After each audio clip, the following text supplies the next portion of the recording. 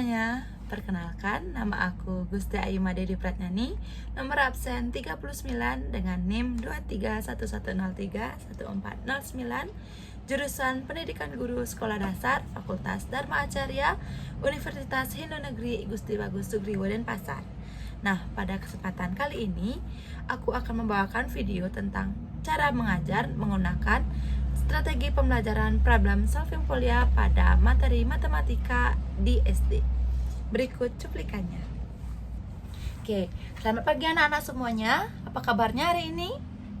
Baik ya, semoga semua dalam keadaan sehat. Nah, sebelum kita mengawali pembelajaran kita pada hari ini, alangkah baiknya kita memulai dengan berdoa. Berdoa akan Ibu pimpin secara langsung menurut agama dan kepercayaannya masing-masing. Berdoa dimulai.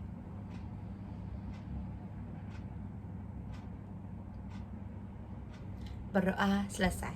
Oke. Sebelumnya semua sudah ada di dalam kelas?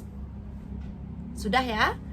Nah, jadi hari ini kita akan belajar pembelajaran yang sangat menyenangkan, yaitu matematika. Nah, tapi di sini kita tidak hanya menghitung angka nih, tapi kita akan belajar berpikir secara cerdas untuk menyelesaikan masalah seperti detektif.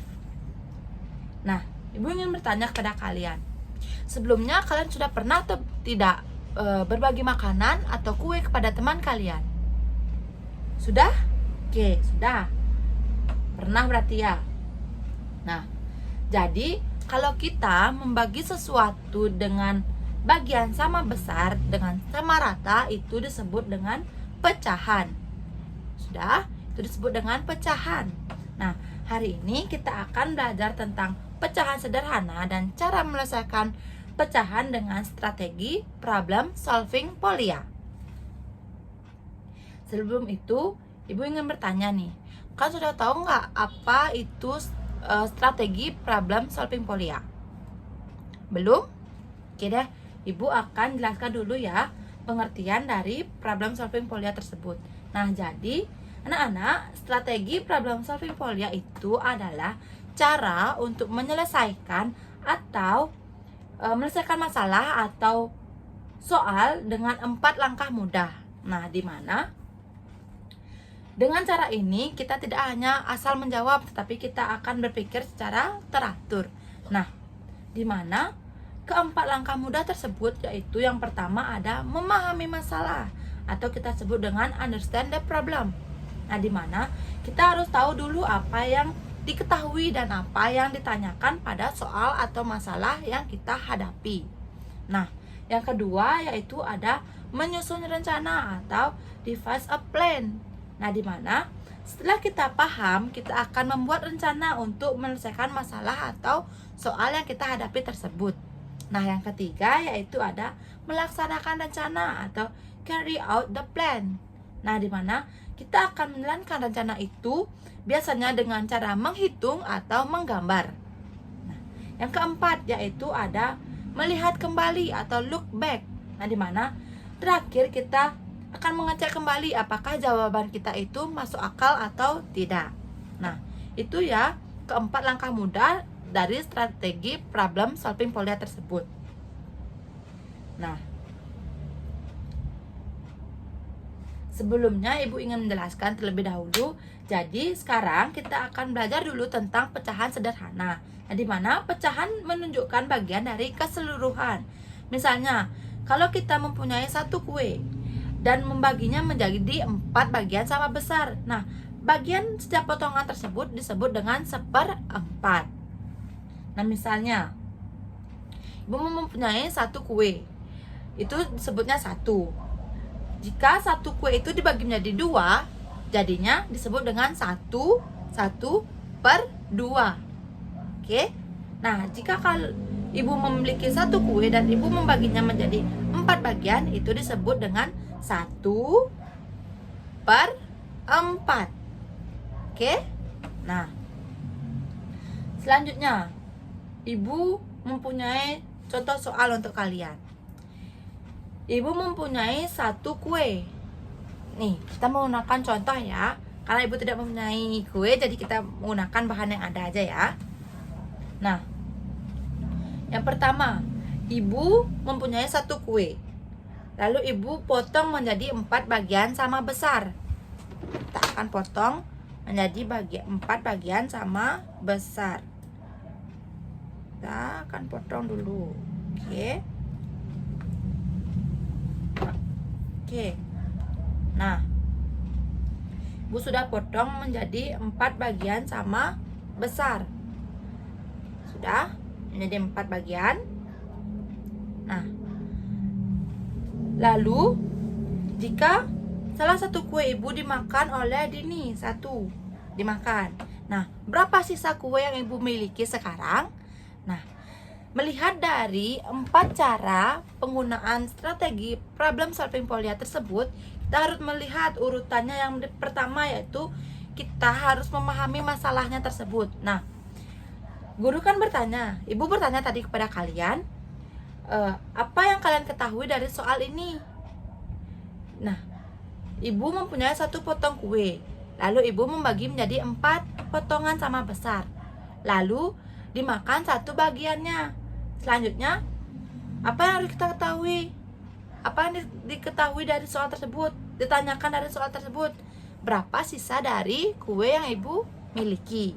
Nah, selanjutnya, setelah kalian tahu masalah yang ditanyakan dalam soal, langkah pertama, ya, selanjutnya kita akan melanjutkan ke langkah kedua, yaitu menyusun rencana. Nah, kalau kita ingin tahu berapa bagian yang tersisa dari kue ibu, kita harus mengurangi bagian yang dimakan dari keseluruhan kue tersebut. Nah, jika tadi di awal kita mempunyai 4 bagian kue sama besar, lalu dikurangi dengan 1 bagian yang dimakan oleh Dini. Ini 4 dikurang 1. Nah, jadi selanjutnya kita akan melihat ke tahap 3, yaitu melaksanakan rencana. Nah, setelah kalian mengurangi, melihat bagian 4 bagian kue tersebut dikurang 1. Jadi 4 dikurang 1, sisanya 3 bagian kue. Nah, jadi satu kue ibu secara keseluruhan dibagi menjadi 4, lalu dimakan oleh Dini 1, sisanya adalah 3. Jadi kita bisa bilang atau kita bisa sebutkan bahwa sisa kue adalah 3 dari 4 kue ibu. Sudah? Nah, itu kita bisa sebut dengan 3/4. 3 bagian sisa kue ibu dari 4 potong kue. Sudah?